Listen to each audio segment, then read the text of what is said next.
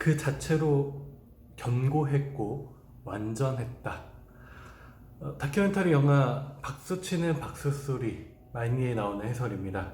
청각장애인, 귀가 들리지 않는다고 신체에 장애가 있다고 불완전한 인간이라고 평화할 수 없습니다. 그 자체로 견고하고 완전합니다. 오늘 소개할 책은 거부당한 몸입니다. 저자는 수잔 웬데, 그린비 출판사에서 장해학 도서 제1권으로 발간된 서적이 바로 거부당한 몸입니다. 제목에서 눈치챌 수 있듯 우리 사회가 거부하는 몸이 있습니다. 여기에는 매스미디어가 극대한 영향을 끼쳤을 텐데요. 특정한 몸을 이상화시킵니다. 예컨대 강하고 건강하며 평균적인 젊은 비장애 남성만을 정상이라고 간주하는 경향이 그렇습니다. 그 외에 병에 걸렸다거나 여성이라거나 신체에 장애가 있을 경우 비정상이라는 낙인을 찍습니다. 불평등한 대우는 그 결과일 뿐이죠. 거부당한 몸은 이처럼 오염된 생각들을 정화시키기 위한 목적으로 쓰여진 책입니다. 특히 장애에 초점이 맞추어져 있습니다. 장애인과 비장애인 어떻게 공생할 수 있을까요? 거부당한 몸에 의하면 장애에 대한 공포를 낳는 낙인과 편견, 무지 등을 해체시키는 것으로부터 시작되어야 합니다. 그렇지 않으면 장애를 지닌 삶은 가치가 없다라는 난폭한 우생학적 사고에 잠식당할 수 있습니다. 고무적에게도 많은 장애인들이 자신의 권리를 주장하며 거리로 나오고 유튜브로도 활동하는 분들이 많은데요. 장애를 대하는 가장 나쁜 태도는 격리일 것입니다. 보호와 돌봄이라는 명목으로 장애인 시설에 수용하는 것 말이죠. 중증 장애의 경우 그런 도움이 필요하겠으나 원칙적으로 격리라는 방식은 지양해야 할 것입니다. 더 나아가 장애를 개인적인 불운, 개인적인 악운, 생물학적 불행, 개인이나 가족의 문제로 간주하고 사적인 영역으로 추방되어 왔습니다. 이런 형식의 격리가 더 시급하게 공적으로 다뤄져야 할 상황입니다.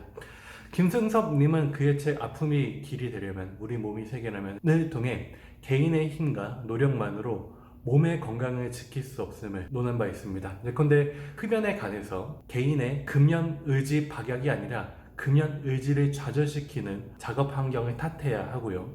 재해성 사고가 빈번하게 발생하는 지역이 있다면 위험한 거주 환경과 낮은 의료 접근성을 방치한 한국 사회의 책임을 물어야 합니다. 장애도 마찬가지입니다. 개인의 불운으로 문제를 축소시키는 사회는 병든 사회입니다.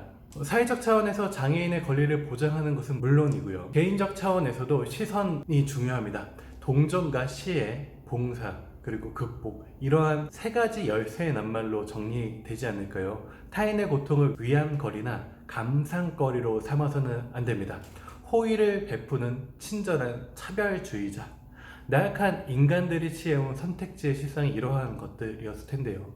소위 장애인 영웅이라고 불리는 이들이 있지 않습니까? 장애인으로서 큰 업적을 남겨서 대중들에게 잘 알려진 인물, 동기부여 강사로 또 활동을 하는 장애인들이 장애인 영웅에 해당될 텐데요. 저자는 장애인 영웅들이 조명받는 것을 주의하라고 조언합니다. 이렇게 얘기합니다. 장애인 영웅이 장애인에게 힘을 주고 감동을 주기도 하지만 이들은 비장애인에게 장애는 누구나 극복할 수 있는 것이라는 잘못된 인상을 심어준다.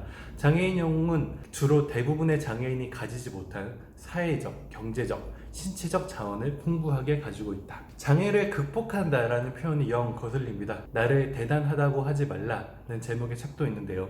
거기서 저자 헤럴린 루소는 장애에도 불구하고가 아니라 장애가 있어도 얼마든지 만족스러운 삶을 살 수 있음을 역설한 바 있습니다. 올해 개봉한 영화 나의 특별한 형제 육상효 감독도 똑같은 말을 했습니다. 장애를 극복하는 게 아니라 장애를 가지고 세상을 즐겁게 살아가는 데 초점을 맞춰 영화를 만들었다라고요. 2018 평창 동계 패럴림픽 폐막식 중계 중 어떤 아나운서가 이런 말을 했습니다. 땀보다 더 많은 눈물을 흘렸겠죠. 나는 결함 있는 사람인가 아니면 온전한 사람인가 라고 수없이 자문했을 장애인들의 심정은 얼마나 고통스러웠을까요? 헤럴린 루소는 자신의 장애와 화해한다라는 표현을 쓰던데 그게 참 좋았습니다. 자신의 장애와 오롯하게 화해하는 그 과정에는 수많은 눈물이 뒤따르겠죠. 장애는 극복의 대상도 아니고 치유의 대상도 되어서는 안 됩니다. 비단 장애인뿐만 아니라 많은 소수자들이 종교적으로나 의학적으로나 치료받아야 한다며 부모 등 보호자들에게 끌려다니며 이런저런 수모를 겪은 일화가 참 많지 않습니까? 저자는 다음과 같이 경고합니다. 장애의 생물학적 원인을 없앤다는 약속은 곧 우리가 모두 동의할 수 있는 장애에 대한 문화 중립적이고 생의학적인 정의가 있다고 가정하는 것이며, 이는 장애가 신체적, 정신적 차이로부터 사회적으로 구성된다는 점을 흐려버린다. 시혜의 대상으로만 바라보는 복지적 관점, 완치를 받아야 한다는 의료적 관점을 넘어서 우리는 사회적 관점을 품어야 합니다. 우리가 홀로 살아가는 존재라면 장애는 일상 속에서 방해물이 될 수 없습니다. 여러 사람들과 섞여 살아가는 사회적 존재인 까닭에 장애라는 것이 발생하는 것이죠. 사회적 관점이란 장애인의 일상 속에서 장벽이 되는 것들을 없애는 것입니다. 베리어 프리라고 하죠. 다큐멘터리 영화 어른이 되면을 만든 또 어른이 되면이란 책을 발간한 장혜영님은 한 인터뷰에서 발달 장애인 동생이 있는 시설을 더 좋은 시설로 만들어야겠다고 생각했었지만 이제는 시설 밖에서도 살아갈 수 있는 세상을 만드는 쪽으로 노력하겠다라며 탈시설 생활을 지속하고 있습니다. 그것도 같은 맥락이죠. 베리어 프리. 사람은 서로 의존하면서 정서적으로 서로 기대면서 살아가는 존재임은 분명합니다. 누군가가 일방적으로 그리고 지속적으로 도움을, 시혜를 받아야 하는 구조라면 그것은 사회가 건강하지 않다라는 징표입니다. 한 국가의 복지 수준은 길거리를 돌아다니는 지체 장애인의 수에 의해 결정된다라는 명제가 대두된 배경이 여기에 있습니다. 노들 장애 야합 사무실에 이런 글귀가 쓰여져 있다죠.